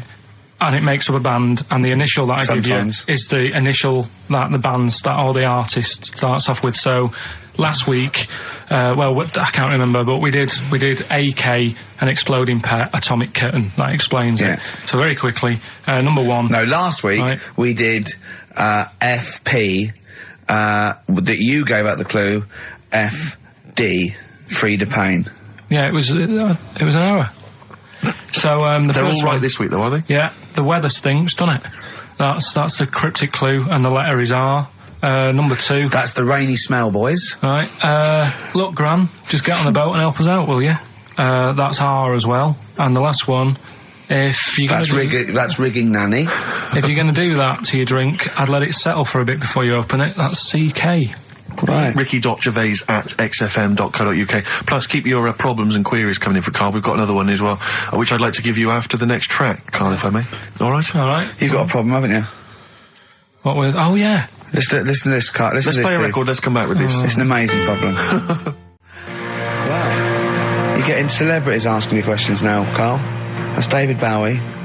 Is there life on Mars? Do you reckon?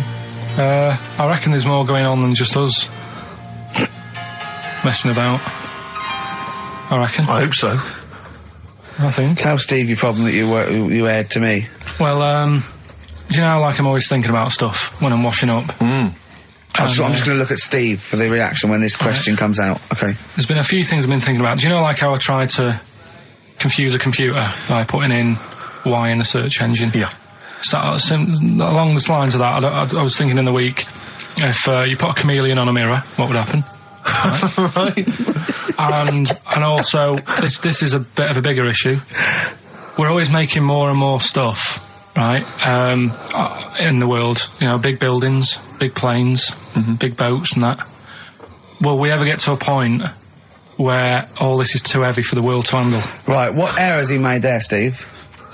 What physical, scientific error has he made there with that question? I can't begin to explain it. Carl, we're not getting the rocks from other planets. It's already here. It's like having a big pile of books in a room and then moving them over to the other side of the room and build a thing going, oh, can the room take it? I'm building a lot of things out of these books. What about plastic? Where's that come from? Other chemicals that existed on the planet. Yeah. Do you see the point? Hang on a minute, though. What about a little tree? You plant that as an acorn, it grows, Rick. That's bigger. That's more stuff. Yeah. Don't listen to him, Carl. He's patronising you. What about acorns and that, though? Right. They grow from minerals and proteins already in our atmosphere or in our the mass of Earth. What about a cat, Carl? Right, you get it. It's a very tiny kitten, but it grows up and it's bigger. Carl, he's doing it on purpose. Elephants, they're very small to begin with, but they get bigger and bigger and bigger, and so they get heavier and heavier. Mind you, dinosaurs have gone. You know, but you...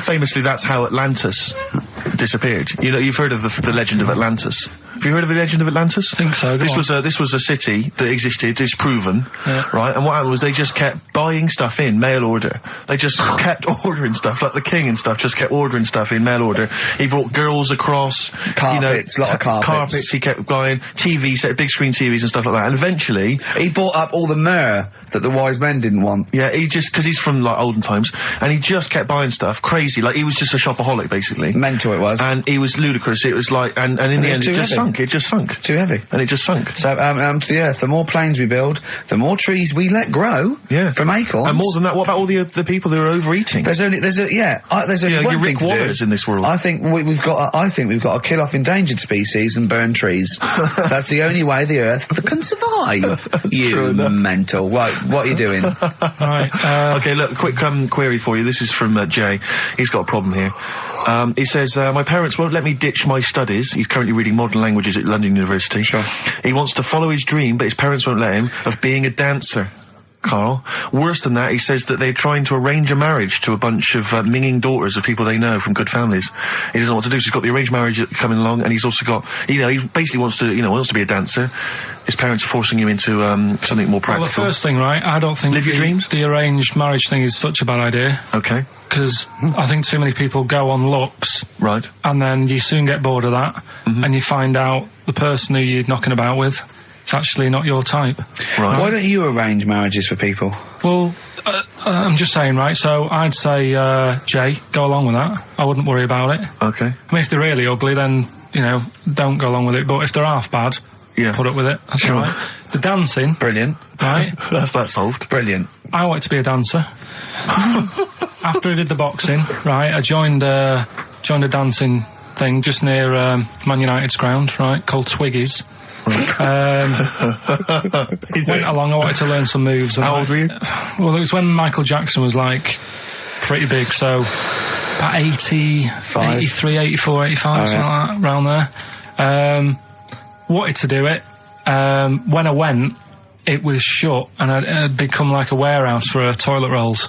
So in a way, I wonder what would have happened. Sorry, how is that an anecdote about you going through dancing? You've told me before you did boxing for a while, you did dancing for a while. You had a true fight in the boxing. You didn't even get in the. That's not an. Imagine if that was a film. This is a boy's dreams of becoming a dancer. oh, it's shut. Next on. I mean, how is that a story? Yeah, that was Billy Elliot. Do you think it would have won quite as many awards? Yeah, brilliant. Footloose. All right, I'm fed up. They banned it. Let's go. Oh, it's shut. Flash dance. First, there was. It's a warehouse. Never mind. I'm just saying, you know, you'll find something else. I think I got a go-kart after that. I bought a motorised go-kart and kept myself busy with that. So there's always other things. Just think, Alan Bennett has to sit down and really sweat over his stories. Yeah. He just opens his mouth. You are a living Alan Bennett character. So that's solved. Well, Jay, don't worry about that. There's no emotional problems I can foresee if you follow that advice. So the advice there is do an arranged marriage. If she's not ugly. minging, she's not completely minging. Yeah. And don't worry about dancing. Get a go-kart. Cheers. Great. Keep your problems coming in.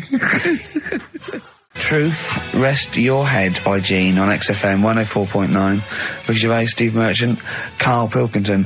While I was with Karl in that restaurant, while I was giving him the problems, the old fella with Viagra and the two fellas making love in the cubicle, we came up with a new idea, because he's dumping. Do we need him? As I say, he thinks the scientists have got together, they're never going to wipe out a limpet or a slug. They think they're good, but they're not that good. This is people that are lauded as great minds, and Karl has brought them down. He's taken issue with them. Like what? He went, right, great thinkers, and I went, okay, then, Sir Isaac Newton, the father of modern physics. He went, is he the fellow with the apple? I went, yeah. He went, there again, see? Why do I need to know that the Earth sucks us towards it, gravity? He said, if I was floating around, it would be a problem. I'd ask his opinion. I went, what about Einstein? He went, again, I've never needed, and this is what he said, I've never needed MC squared in my life. The fella who invented the video, I watch one a day. You know what I mean, though? Give credit where credit's due. Right. And I think that a lot of this stuff that was invented, like when we were talking about inventions, you know, I started to look in books and that, finding stuff out. And there was some fella who got a mention on an invention site just because he came up with the fishbowl. And it's like, is it that hard?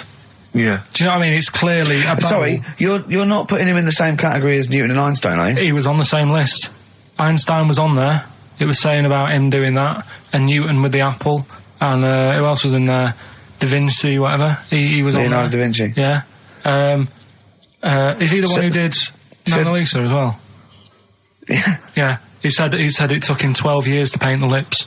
I don't think that's that good. Like, it takes that long. I saw, you know, when you think, saw Tony Hart do like an Aborigine man with a elephant in the background in about 3 minutes. Aborigine. An Aborigine? Yeah. Really? And an elephant?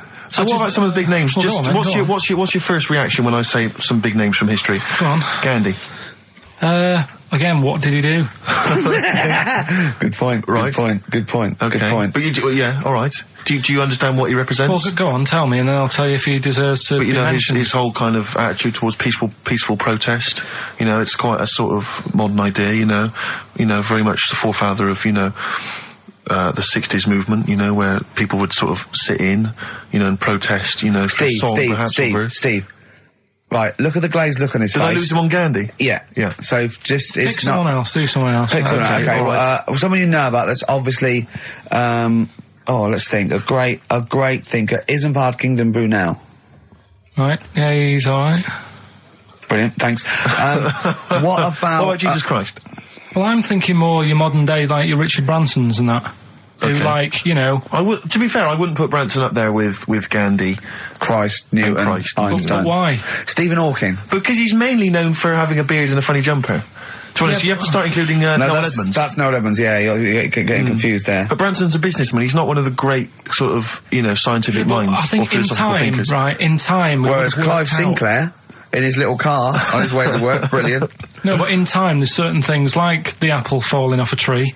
Right. Whoever was sat there would have gone, that's a bit odd. Do you know what I mean? It's just that they were there first. But to be fair, Christ instigated 2,000 years of religion based on his teachings. Richard Branson, to be fair, he did launch Mike Oldfield's Tubular Bells. Yeah, they're not quite comparable. It depends what you get impressed by, doesn't it? Suzanne's always saying... Maybe Newton was there. He was coming up with a brilliant theory. Like, amazing. He was probably inventing the helicopter, right? The apple hit him in the head and he went, the earth's sucking me. The earth's sucking me. You know what I mean? Could have happened.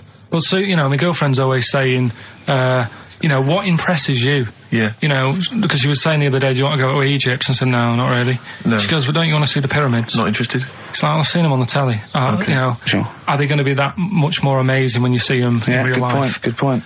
How did you ever move out of your street in Manchester? But hang on, no, sorry, I'm interested to know, because this is something that he came up with, and this is someone that loves him and that he respects, so I'm interested to see, what was your answer to what impresses you? I don't think I did answer it. I just said, the odd You thing. just said I'm asleep. Little things like I ran home the other night and said, I've just learnt something today. She goes, go on. And do you know Lego bricks? Oh yeah. The name came about because some kid's mum, the kid was messing with the bricks, and she said, let go of them and come and have your dinner. Play a record. It's got to be rubbish. It's got to be rubbish. It's always rubbish, isn't it? They're Scandinavian for a start. So Lego. Boys are back in town. Thin Lizzy, what a classic. Beautiful. Carl, should that be our anthem? Me, you, and Steve, eh? Yeah. Can I just get a couple of bits of admin out of the way? Go on. We've had an email from Peter Goff. I'm trying to get my fiancée to say it, but he hasn't quite mastered it yet. Anyway, we're getting married in Las Vegas in a couple of weeks' time. Could you please say Winnersh on air as a sort of wedding present? It's becoming one of the most popular requests at weddings now, me saying Winnersh. So, Winnersh. There's a few I didn't get in. Thatcham, Shinfield. So there's a Woodley. There you are. There you go. That's beautiful. That's keeping them happy. Good luck to them. That's Leopard. One of those stupid email names. If you're going to email us, at least mention your name, because otherwise it makes me sound like a fool. A leopard, the original name for a giraffe. Interesting. Thanks for that. Whereas Lego was invented when a mother had sent someone to get some. Though there's no name for them. She went, "Can you go and get some?" There was a gap. He went, "Oh yeah, I'll go and get some," because they weren't called anything. Brought them back. Started playing with her. And then she went, look, give me those. He went, no. She went, Lego, you idiot. Yeah, the actual explanation, various people have emailed us in or phoned in now. The company was set up in 1934. It's a Danish company, obviously. Yeah. Lego comes from the Danish words leg got, which means play well, and it was later discovered that it was also a Latin phrase that meant I study or I put together. That's the actual, where did you get that from? But the thing is, you see, that's where learning's got to be interesting, because if it even started like that, I'd just go, I'm not interested. I'd be looking for... So if a fact might be true, but it's just not good enough. It's not interesting enough for you. Not interesting enough. Okay, another quick dilemma for you, Carl. So if Newton would have said, apples are attracted to our heads, be careful, they attack you, that would have been interesting. Yeah. Total bollocks, but you'd have been interested, therefore, in all modern physics. All right? Here's another dilemma for you, a quick one from Kate. She says that she's a single woman, she's 6 foot tall. Recently she's found herself being approached by men of, let's say, restricted height. And she's not desperate, but is it ever acceptable in her, she wants to know now, is it ever acceptable for a taller lady to go out with a person of restricted growth? What do you think about that? If you see that on the street, do you think it looks bizarre, do you think it looks odd, or so should she just go with it? So a 6 foot woman with, someone of a dwarfish persuasion. We can't say sort of that or the midget word, but I mean, that's a little fella. Yeah. Is that so? There's a noticeable difference in their height. Is that ever a problem? She's 6 foot. He's 3 foot 4. Yeah. If I saw it, I'd just think she's doing it. Okay, let's not do this now. No, come on, she's doing it what? Oh. No, for attention in a way. Because there's loads of other people. See, I told you, Steve. Yeah, okay. I know, but I'm just, I mean, is that serious? I think so. Well, I mean, if whatever makes you happy. Please don't ask Karl these sort of questions. No, but do you know what I mean? If it makes her happy, then do it. But in a way, you're not going to have a normal life. Oh, God. No, but you're not, because they're going to get stick. There's no point bringing trouble onto yourself. Karl does not necessarily reflect the opinions of anybody else in the world. Hold on. This woman, she doesn't live in a forest in a little cottage, does she? She hasn't got long black hair and wears a sort of... She says the guy she's going out with is a miner. Really? In a crystal mine, yeah. And he just sings all day on his way to work. Has he got 6 mates? Apparently so. Okay, what do you think of that, Karl? I'm still sorry, I wasn't listening. I was thinking about. Someone just called up and called him dopey. Yeah. Didn't they? I mean, whatever. Do you know what I mean? Why? What's the matter with you? What's the matter with you today? I'm just saying. What you're fed up with people taking issue with some of the stupid things you say? Lego was invented by a mother going, Lego of that. What are we going to do with all the buildings? The earth might collapse. What do you expect people to say? Well, even our listeners know you're talking rubbish, and some of those aren't allowed to wear socks. I mean... Listen, right, last week when I did Do We Need 'Em, do you know when I called up one of the museums in a science museum? Yeah, are you talking to me? Yeah, I'm just saying, I wanted to tell you before when the song was on, but you're so busy listening to it. Yeah, was I so busy listening to a song I was playing? Yeah, but we're doing a radio show, aren't we? All right, what's your point? Well, I just wanted to say, she emailed in to say I got her name wrong, so I'm just apologising for that. What did you call her? I think I called her Jessica. What was her name? I don't know, I've got it on email somewhere. This is not an apology! No, I'm You've just got saying... it wrong again! You've not even said her real name! How is that an apology? Well, I remember, I read the email, so, yeah, But who are you apologising to? I think her name's Jackie, I think. Oh, you've got it wrong again, haven't you? Well, anyway, and she just said if you want to see dinosaurs and that, go to the museum. You were complaining about that as well, weren't you? You went to a museum and there was too many dinosaurs. He said you just need 4. No, well, Steve, have you been to the one in Knightsbridge? I think so. This one that I called up, right? It's nice. You go in, you get a good collection of stuff. You walk in, there's 3 or 4 dinosaurs. You've had enough, right? I went into New York, right? I went to the museum there, hundreds of them. You can't move for dinosaurs. Yeah. It's almost like they're responsible for them being extinct. There's loads of them. So all I'm saying is, if you want to see a dinosaur, go to the one near Knightsbridge. They've got a nice selection, some old vases and stuff. It's worth going. So, do you work for them? Because that was a pretty big sell. Well, you could work that into quite an advert, I imagine. Brilliant. Karl, you're fed up, aren't you? Because you had to get up early. Well, that's another thing, but will we give out the answers for... Let's do that after we've played the next tune. I have to say that I'm wondering if Rockbusters, like Do We Need 'Em, is beginning to run its course, because this week we've had very, very few right answers. I think you're just getting too complicated. Yeah, because his clues and his answers are rubbish. Why don't you start doing proper ones? These are good. We started off easy. If you remember. I think some of them are a bit tortuous. They don't work. Some of them don't work. Come up with some stuff then. Let's play a tune. Well, I have. And we'll come back with the Rockbusters answers in a second. You haven't come up with anything. The Gravediggers, 1-800-SUICIDE. It's a good tune, that. I've always enjoyed it. XFM 104.9. Well, that's nearly it from Ricky Gervais. That's me, Steve Merchant. One of the 50 most eligible bachelors in Britain. I hope people as well, if you buy Company magazine, if there's any ladies listening, every week, of course, I've played you a song for the ladies, and I hope now that you'll be able to return the favour and maybe vote for me. Buy Company magazine, vote for me, so I become 50, the number one most eligible bachelor. It wouldn't mean anything then, would it? What do you mean? Well, it wouldn't mean anything then, would it? If they voted you and you got into the top 30, it wouldn't mean anything because you've asked them to do it. What are you talking about? Of course, because it means that they care for me enough, and then they are impressed and charmed by enough that they've actually made that effort. That's beautiful. It's a beautiful gesture. I think that would ruin it. Well, let's wait and see what the results are. Do you think, getting off that, because we don't want Steve to use as a platform to get in the top 48. He's bound to beat a couple of people. But what do you think of him now, Karl? Now you've known him for these many years.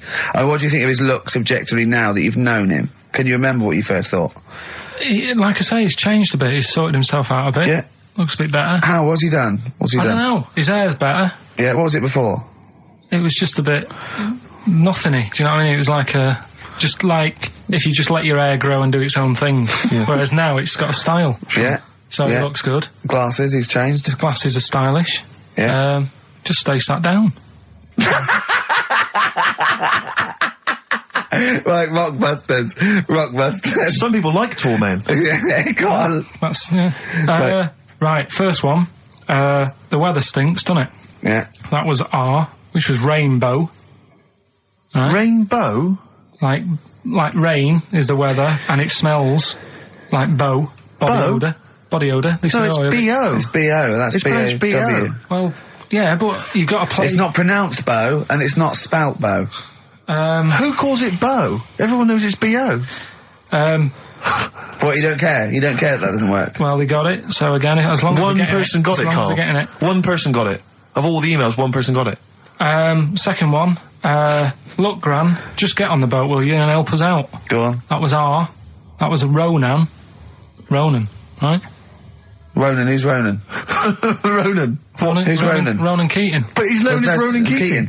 No, it's not. No, it's not anymore, though. He's gone on his own, hasn't he? He's just known as Ronan. No, he's not. No, he's not. It's Ronan Keating. He's always been known as Ronan Keating. All right. So that doesn't work like that. Go on. Third one. Next. If you're going to do that to your drink, I'd let it settle for a little bit before you open it. That was CK. What? Shake a can. Shake a can. If you're going to shake, you can. This is the worst competition ever. So it's Chaka. Have you got? It's Chaka. It's Chaka. It's Chaka Khan. Shake a can. No, Chaka Khan.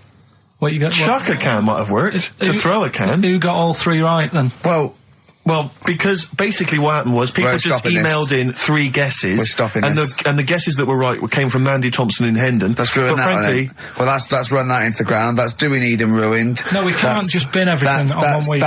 I don't think we're going to get that. Oh, they're not as good as they think they are because you only picked on Newton Einstein. You don't know anyone else. You don't know who Gandhi is.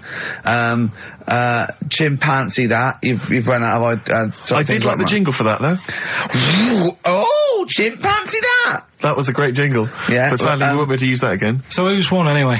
Well, it was Mandy Thompson I mentioned, but as I say, she guessed, so I mean, she can have the prizes, she's welcome to them. But I think we should knock it on the head, Karl. Maybe you should come up with something new. No, I think it's still got a few weeks in it. I think we should take some time off.